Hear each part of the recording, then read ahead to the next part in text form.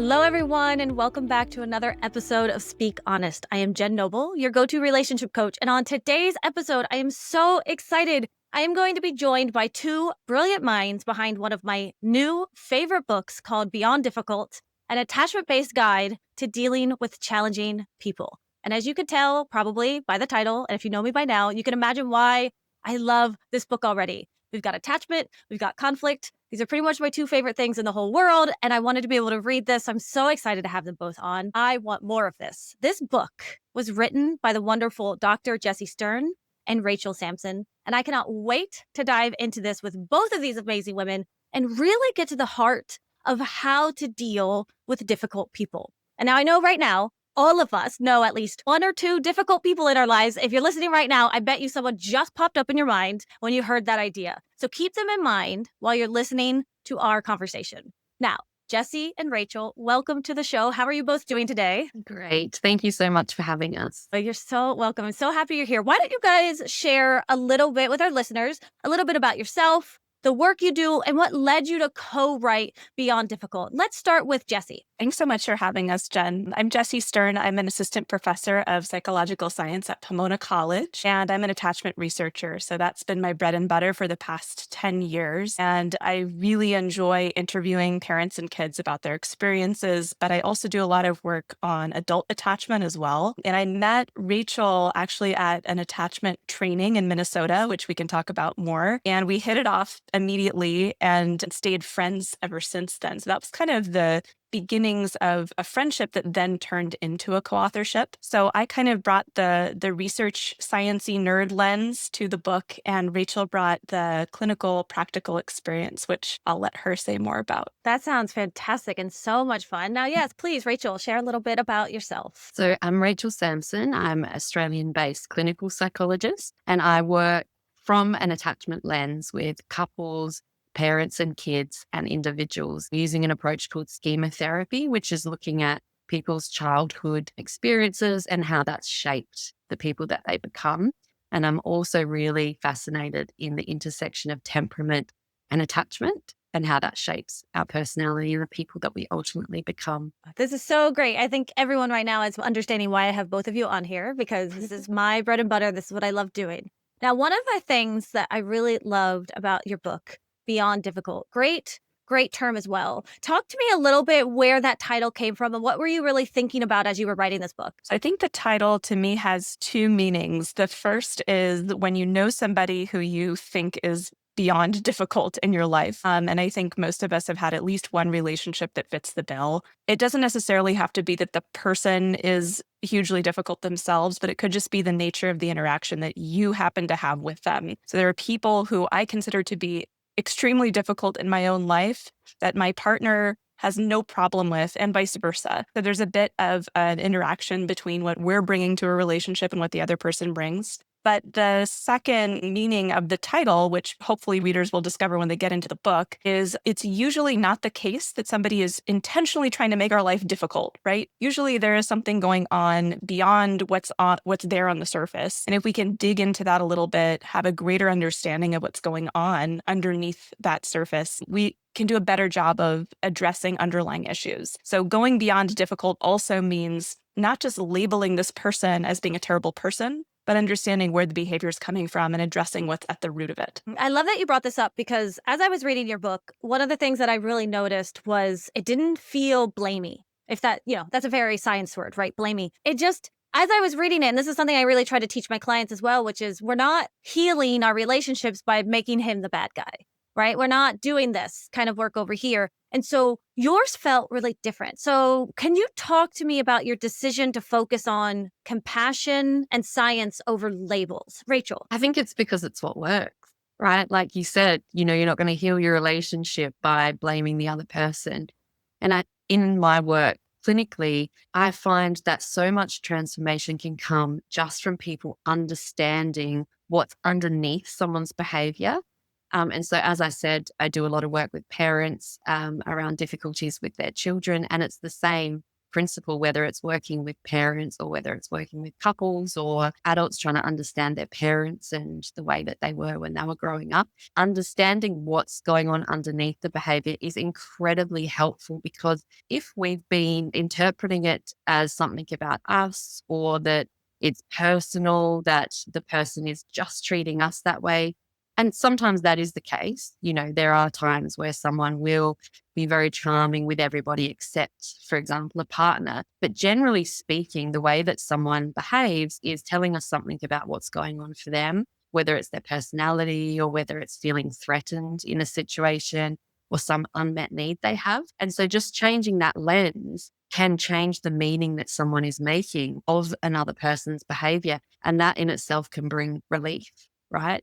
So that's part of why that's so important for us to look at that in the book. And then on top of that, there are skills and strategies that we might learn to then navigate that relationship. But that understanding and compassion piece is so important. Such a good point. You bring up in the book that difficult behavior is communication, right? It's a way to communicate to someone, this difficult behavior. It's not your character. Can you speak more on that? Yeah, I think it's easiest to think about this with a little kid. No little child wants to throw a tantrum. No kid gets pleasure out of behaving badly.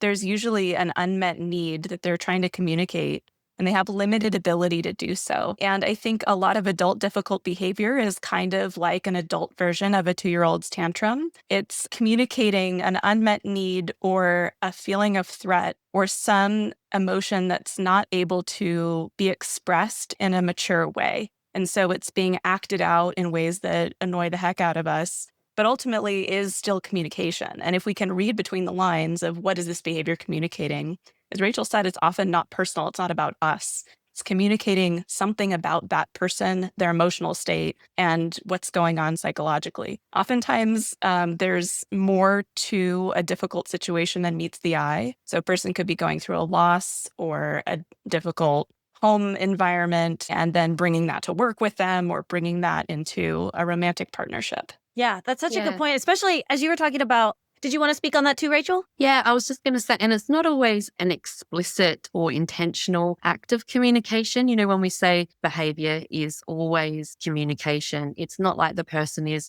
indirectly trying to send a message all the time, but we can translate that into communication. So it might be that someone, whether it's a child or an adult throwing a tantrum, is feeling angry, feeling unheard. So we could translate their behavior to, I'm feeling scared, or I'm feeling angry, or I'm feeling unheard. So I think that's important just to note that it's not always an indirect way of trying to communicate something. It's telling us something about what's going on for the person. And so in that way, it's communication. I love that. It's trying to tell us something, which as I was hearing the both of you talk, I was thinking of like the toddler throwing a temper tantrum. And I have definitely had my own temper tantrums in my day. If not, probably maybe I'll have one this weekend. We'll see what happens. And what a beautiful way to have self-compassion for yourself as well, is to realize you are trying to communicate something to someone else as well. If you blow up, if you start crying because your husband comes home and he doesn't kiss you and he goes straight to his office and all of a sudden it makes your stomach drop and it starts to make you cry, that doesn't mean there's anything wrong with you. It just means your body's trying to communicate something. Which brings me to kind of our next point, which in my world, like in my pre-world, as I say, I thought of myself as just this way too sensitive of a person. Like every tiny thing, like everyone's eyes looked at me slightly different, that hypervigilance that comes, with a disorganized attachment. But something that I noticed in your book that I really want to talk about is your section on highly sensitive people. I think this is something that doesn't get talked enough about. And the research behind what you were talking about was finally just kind of like shoving in. I want to just shove this part into people's faces and be like, this is not woo-woo. Like, this is highly sensitive people is a real thing.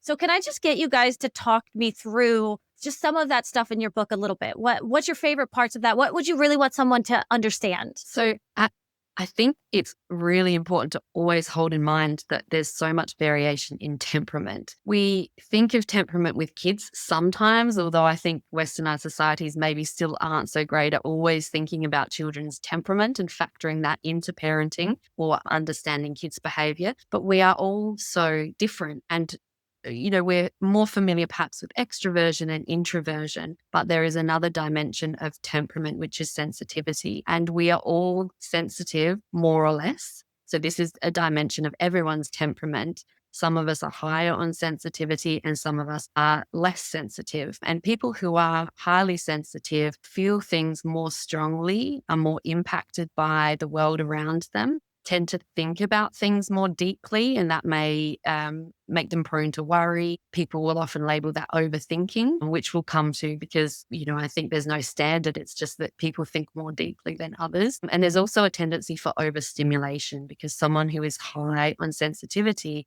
is taking in so much more input from the environment. So this has a huge bearing on relationships because it is the way someone is wired. It's the way someone experiences the world. If you've got someone who is low on sensitivity and someone who is high on sensitivity, you're going to be reacting very differently to situations around you. And as, Jessie mentioned earlier, someone may not be bothered at all by something happening in the environment or in a relationship.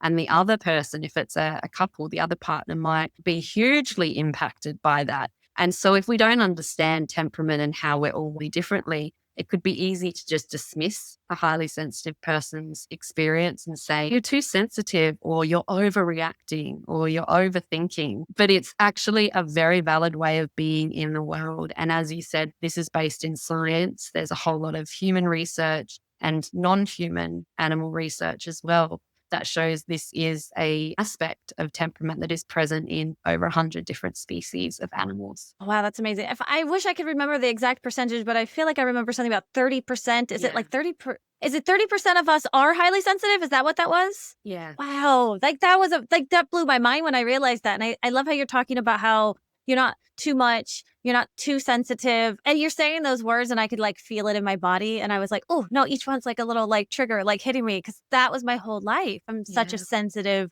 person. And as I'm hearing you talk, I also think the other person isn't insensitive just because they don't have the same big reaction as you do. If something's happening and, a lot of us know right now, right? The world it's a little bit complicated right now. If someone else isn't as affected as you are, they're not insensitive and you're not too sensitive. We both just have different temperaments. What a beautiful, beautiful thing. Would you like to speak on this as well, Jessie? I'll just add that being sensitive, as Rachel said, doesn't have a value judgment, and it really depends on the environment that we happen to be in.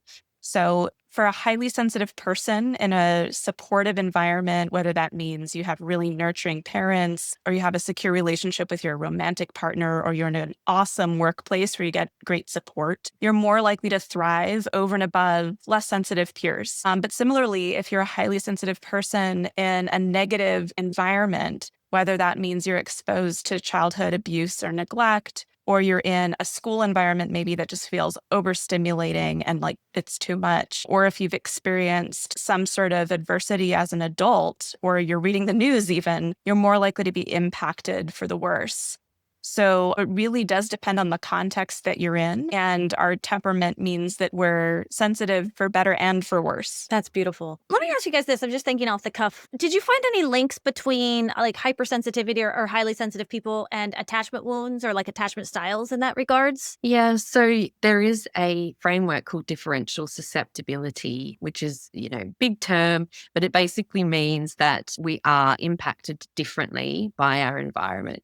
And sensitivity is a marker of this heightened susceptibility. And so what the research shows is that for children who are highly sensitive, they are more strongly impacted by parenting for better and for worse. And so, as Jessie said, there is also this bright side to sensitivity where it's not just that being sensitive means you're more vulnerable to stress and difficulty. You're also much more able to take in support and nurture. So what the research shows is that children who are in difficult environments, who are more sensitive, are more likely to be impacted and go on to develop things like anxiety and depression. We might look at attachment wounds as being, part of that, and also are much more likely to function well and optimally, even above and beyond what someone less sensitive can function at if they have those beautiful, supportive, nurturing childhood experiences. So there is that interplay with attachment wounds in that highly sensitive children are much more vulnerable and susceptible to the impact of parenting. That's really beautiful. I'm hearing you say that if we can give our children or even ourselves an environment that allows for our sensitivity, we can actually really thrive and grow from that. Is that right? Wow. Do you have anything to share on this as well, Jessie? Well, just on the hopeful side, I think it's okay to share. Both Rachel and I identify as highly sensitive too. Same, So girls. Same.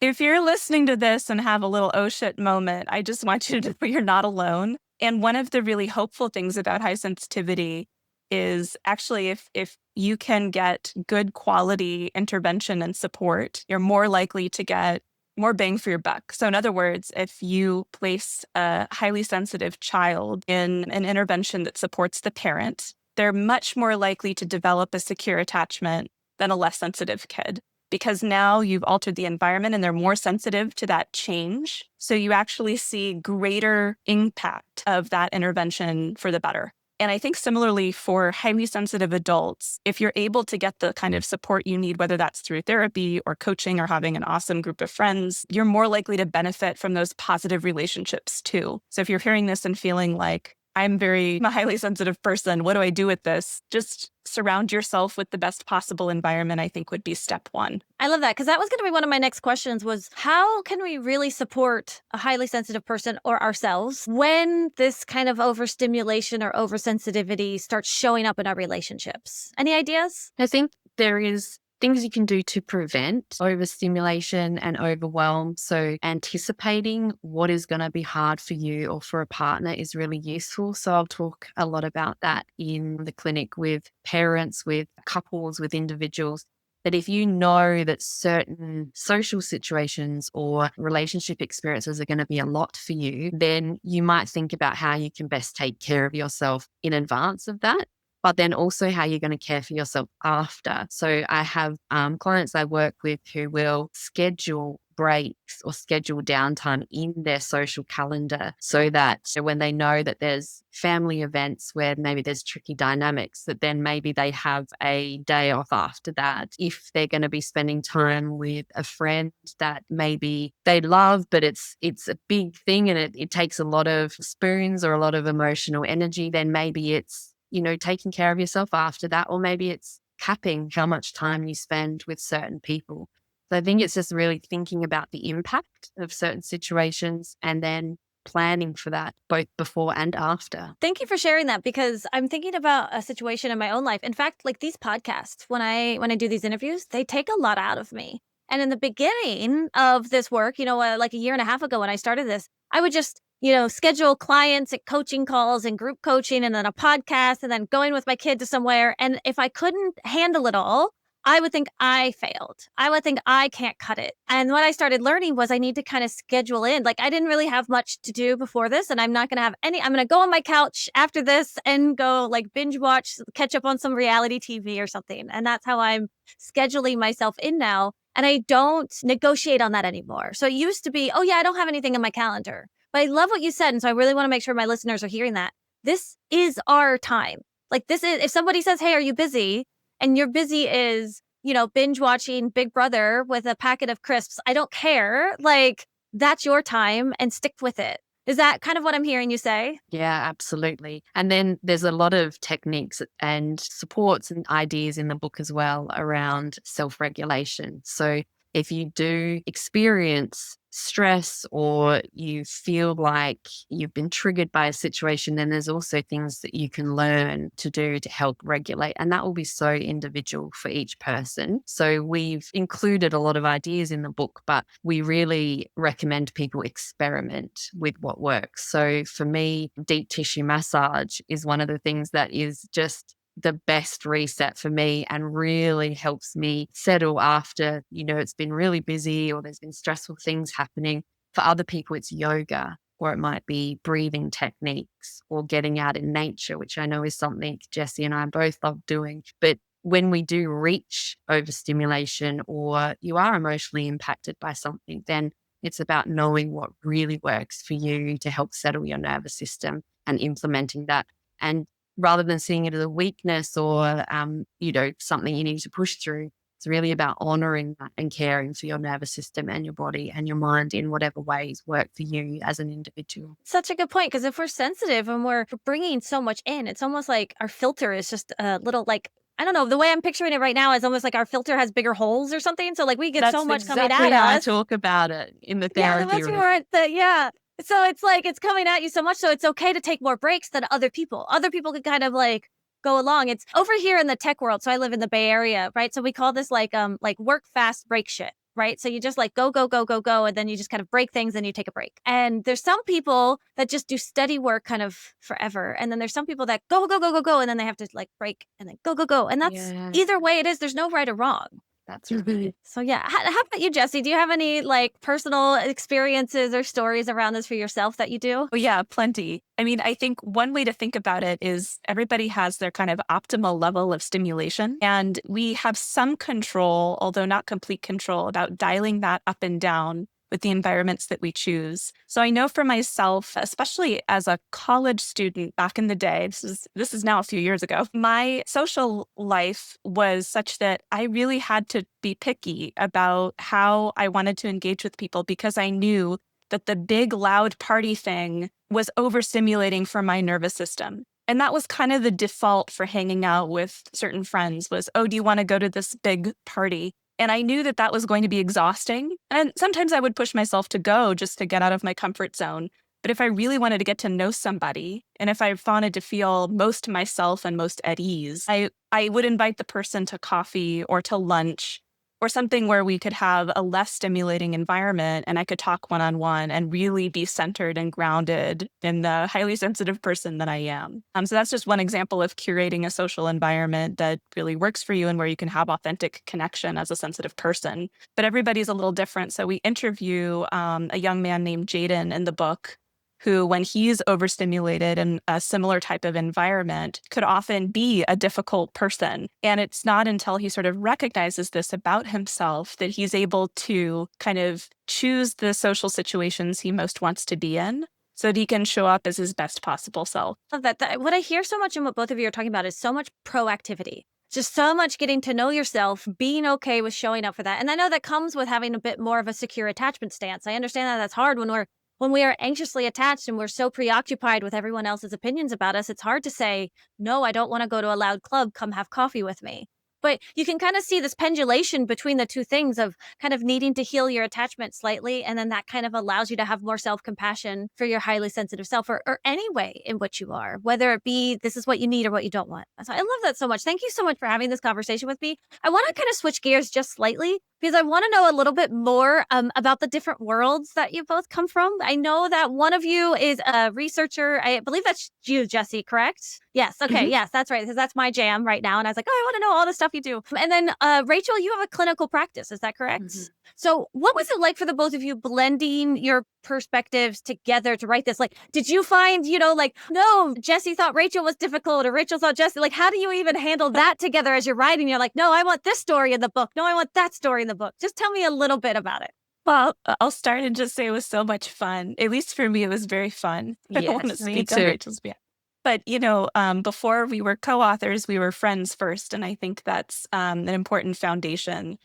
Having a good relationship before you embark on something like having a book baby together. That's also saying. It's so personal, a book. So I'm like, yeah, it must be so. It's like co-parenting, but for your book. It's absolutely, so much. It really is. And I think one of the benefits of working on a collaboration with Rachel is we really did bring different perspectives, but we're both really grounded in the same basic lens on the world. So I think we both filter our experience through the lens of attachment and bring it to the work that we do, even though the work we do is different. So from my point of view as a researcher, I'm really interested in what the science shows about what predicts secure attachment. How can we change attachment styles over time so that even as an adult, if you're grappling with, anxious attachment or disorganized attachment, that you can slowly shift toward a more secure pattern. So what does the science actually say about the best techniques to do that? But when it comes to implementing it in practice, that's where I really defer to Rachel, because it's one thing for me to understand this in theory and have read a bunch of papers about it. But what Rachel is bringing is more the practical tools to then work with somebody to implement it in the real world. So that was my experience, was that it was a really nice complementarity, but that we kind of started with a foundation of both friendship and seeing the world through this really helpful lens. That's so great. And did you guys write it from like opposite ends of the world? Like was this all We just kind of done did. online? Oh, that's just so exciting. Like, don't you just love technology? And especially like look at the three of us being able to talk. This is great. It's wonderful in that way. Yeah. And how about yourself, Rachel? What did you feel like being able to co-write this book? Like being able to have your clinical practice, like you said, you have the practical way Yeah. over here. So what did you bring to the book and how did you feel Jessie brought to it? I think as Jessie said, she's got her finger on the pulse with current research and has been involved in, doing some of the amazing attachment research.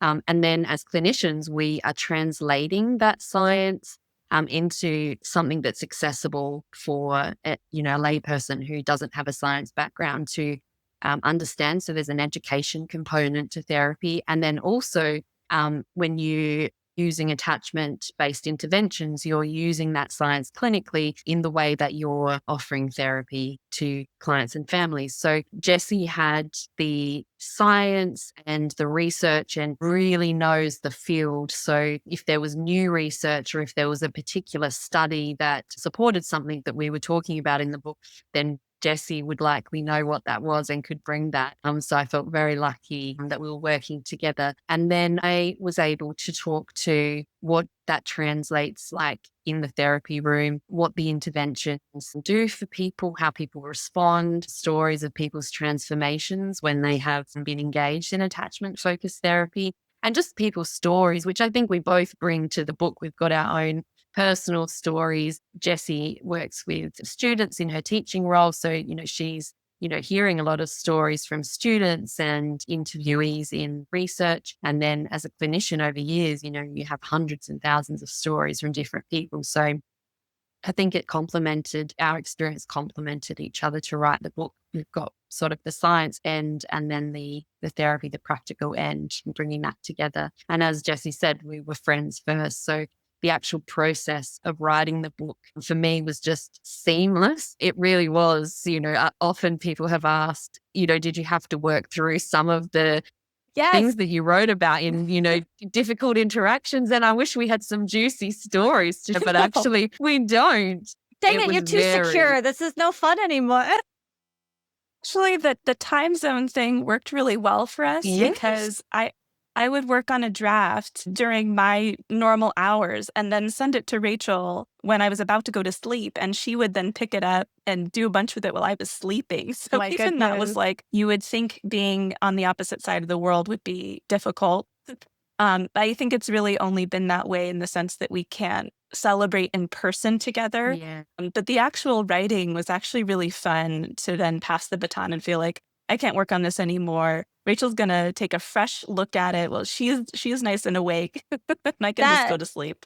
That part just made me yearn for that. So I'm currently writing my book right now, and I'm working with Lucky Book Publishing, and that it feels kind of alone sometimes. Like it feels that lonely, like that feeling of like I'm trying to write it, and I was like, somebody just tell me if I'm on the right track. So I'm like, I love that you have that kind of co-collaborative space between the two of you to be able to write a book together. I want to pull back the curtains a little bit. What was that like? Like, were you guys just like chatting on like Zoom or Skype one day or something? You're like, we should write a book. Yeah, we totally should. And then you're like, why don't we? Like, how long ago was this? When did you guys decide to write this amazing book? Well, when we met in Minnesota, which was 2018, as Jessie mentioned earlier, we were there for training in the strange situation protocol, which for anyone who hasn't heard, you will know about that, Jen, I'm sure, is looking at the attachment between infants and parents. And so you can observe the way that infants are interacting with their parents and assess whether their attachment is likely to be secure or insecure. And so we were there learning how to interpret the videos from the strange situation, how to classify attachments. So it was 10 intensive days of training. And so we talked about all kinds of things during the 10 days, our own attachment experiences, the countries that we came from, our interest meditation. And so we really connected and, liked one another right away. And so we stayed in touch when I came back to Australia and Jessie went back to where she was from. And then we just continued to talk about all the things that we were interested in. And I had this idea that I would like to write a parenting book. And so I asked Jessie if she would be interested in writing that with me. And so we started putting our ideas together over time. And then we started writing for Psychology Today. So we did some blog posts on attachment and all the things that we were both really passionate about. And then I, at some point, got an email from a publisher in Australia who asked if I would consider writing a book, if I had considered writing a book for them. And I said, well, actually, yes, I have been, thinking of writing a book. And so they were really wanting to be general, not just parents, but adults. And so a lot of the ideas that we had been writing about and had thought to put in a parenting book, we then put into a book that was for anyone, adults. And that's where Beyond Difficult was born. Thank you for sharing that. I love knowing the inside workings of how things work, and knowing what I think is really cool about this book is because it's a book about attachment styles as well, right? A book about what is it like to attach in a relationship. And it's a very unique thing. I've read, almost every attachment book I can get my hands on out there. And this really cool, unique part is that the two of you are working together to do this. And so you kind of see this bond forming and happening. And it just brings a level to this book that I don't think is unlike any other attachment book out there, which is a lot of just fluff or do this or just date a secure man that'll heal you, stupid shit like that. Shade totally thrown, I admit it. And so this is what I love. So I highly recommend anyone out there right now listening and you're like, okay, what kind of book could I get? Is it sciencey? Yeah, but it's also practical. And that's what's really great about it. So if you listen to my show and you really love the way I dig into science and the way I dig into research and how I'm not just looking at things from kind of this psych pop ecology kind of thing over here. And I'm really looking at no, this is what this shows. This is you cannot heal your attachment style in 90 days. I don't care what a course online tells you. It takes 1 to 4 years research. That is what this book is. So if you want to dive into it a little bit more, if you really want to dive into your attachment style, if you want to understand highly sensitive people more, if you want to understand that you are not broken, that it is not your fault, that you are allowed to take up space and be whoever you are, then I highly, highly recommend this book. As we're wrapping up today, ladies, I want to just kind of get really practical. As the listeners have come along on this journey with us, what is something right now that they could try today that could help them with a difficult person? I think my number one would be to work on emotion regulation within yourself. That's the first thing that's within your control. And regardless of your attachment history, you probably know what is effective for you in helping calm down from a strong emotion. So if the difficult person in your life is bringing up a lot of intense anger, you might experiment first with deep breathing. I know for me, that's my go-to when I'm feeling kind of overwhelmed with rage, and also staying grounded in your body. So if you notice yourself kind of spinning out into a lot of thoughts and rumination, coming back to the breath and coming back to feeling your feet on the ground is a first step, at least for me. And oftentimes before I'm able to fully engage with somebody who's making me crazy, I need to take a walk around the block. So physical movement has actually been shown to help with depression, anxiety, in the moment emotion regulation, dissociation, all sorts of great things. In fact, there was a recent meta-analysis about exercise for depression that showed that dance was by far the most effective, which I just think is fascinating and so interesting. So dance it out. That's for you. But I would say experiment with a flexible repertoire of strategies that can help you regulate emotion. Oh, that's and beautiful. If you're experimenting, can I hear you say that one more time? Sorry, that was just so good.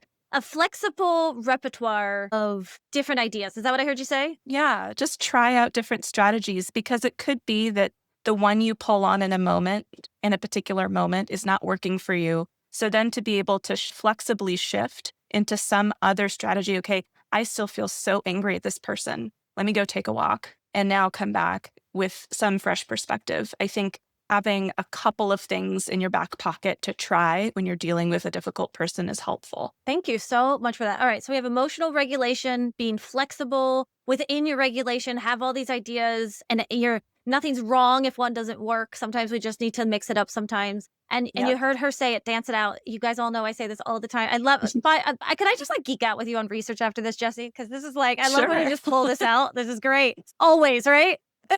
This is amazing. All right. All right.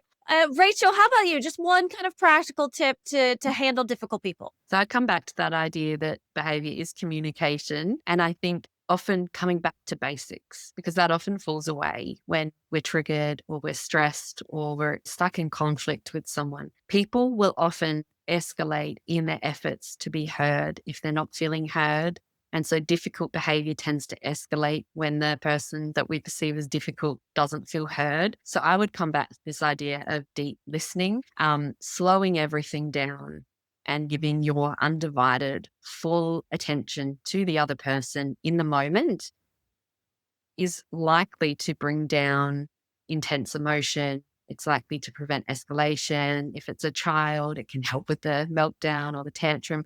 So it sounds simple, but it's hard to hold on to when we're stressed. And a lot of problems can be dealt with later. There's this question, is this an emergency?